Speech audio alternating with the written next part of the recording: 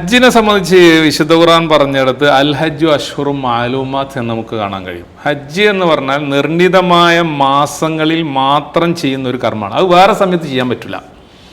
അപ്പോൾ ഹജ്ജ് മാസം ഏതാണ് എന്നതിന് തഫ്സീറുകളിലൊക്കെ നമുക്ക് കാണാൻ കഴിയും. അത് നമ്മൾ റമദാൻ കഴിഞ്ഞാൽ വരുന്ന ഷവ്വാൽ, പിന്നെ ഇപ്പോൾ ദുൽഖാദ്, ഇപ്പം നമ്മൾ ദുൽഖാദിലാണുള്ളത്, പിന്നെ ദുൽഹജ്ജിൻ്റെ ആദ്യത്തെ 10 ദിവസം.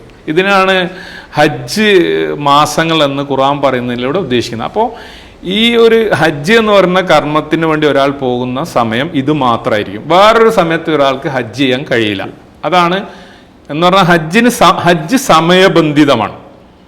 രണ്ടിനും പോകുന്നത് മക്കയിലും കാബ കേന്ദ്രീകരിച്ചും ആണെങ്കിലും ഇത് സമയബന്ധിതമാണ്. മറ്റേത് അങ്ങനെയല്ല, ഏത് സമയത്തും ഒരാളെ സംബന്ധിച്ചിടത്തോളം ഉംറ നിർവഹിക്കാം. ഇനി ഹജ്ജ് എന്ന വാക്കിന്റെ ഉദ്ദേശം എന്ന് പറഞ്ഞാൽ ഒരു ലക്ഷ്യം ഉദ്ദേശിച്ചുകൊണ്ട് യാത്ര നടത്തുക, ചൊല്ലുക എന്ന, ചെന്നെത്തിച്ചേരുക എന്നാണ് ആ വാക്കിന്റെ അർത്ഥം.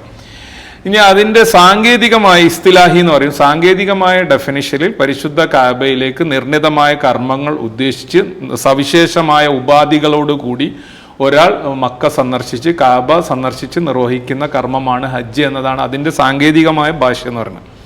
ഉംറ എന്ന വാക്ക് എഴുത്തമറ എന്ന അറബി പദത്തിൽ നിന്ന് വന്നതാണ്. സന്ദർശനം എന്നാണ് ഉദ്ദേശിക്കുന്നത്. അപ്പൊ ഹജ്ജിൽ ഒരാൾ ചെയ്യുന്ന ഒരുപാട് കർമ്മങ്ങൾ ഉണ്ടാവും. ഉംറ അത്ര കർമ്മങ്ങൾ ഇല്ല. ഉദാഹരണത്തിന് ഉംറയിൽ 4 കർമ്മങ്ങളെ വരുന്നുള്ളൂ. ഒന്ന് നിയ്യത്തോടു കൂടി ഇഹ്റാമിൽ പ്രവേശിക്കുക, നിങ്ങൾ നേരത്തെ ചോദിച്ച ആ വസ്ത്രം ധരിക്കുന്നത് ഉൾപ്പെടെയുള്ള ഇഹ്റാമിന്റെ ഒരുക്കങ്ങൾ നടത്തുക. രണ്ടാമത്തേത് മക്കയിൽ മസ്ജിദുൽ ഹറാമിലെത്തി കാബയിൽ തവാഫ് ചെയ്യുക. മൂന്നാമത്തത് സഫ മറവക്കിടയിൽ സഈ നടത്തുക.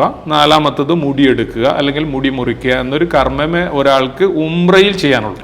ഉംറ ഏത് കാലത്ത് പോയിട്ട് ഉംറ പൂർത്തിയായി. ഉംറ ഏത് കാലത്ത് ഒരാൾക്ക് നിർവഹിക്കുകയും ചെയ്യാം.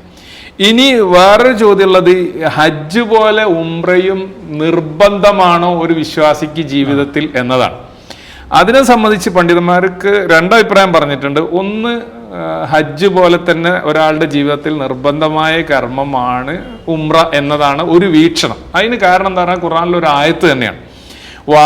സൂറത്തുൽ ബഖറയിൽ വാത്തിമുൽ ഹജ്ജ വൽ ഉംറത്തലില്ല, നിങ്ങൾ ഹജ്ജും ഉംറയും അള്ളാഹുവിന്റെ തൃപ്തിക്ക് വേണ്ടി അതിന്റെ പൂർണ്ണതയിൽ നിർവഹിക്കണം എന്ന് ഖുർആൻ പറയുന്നുണ്ട്.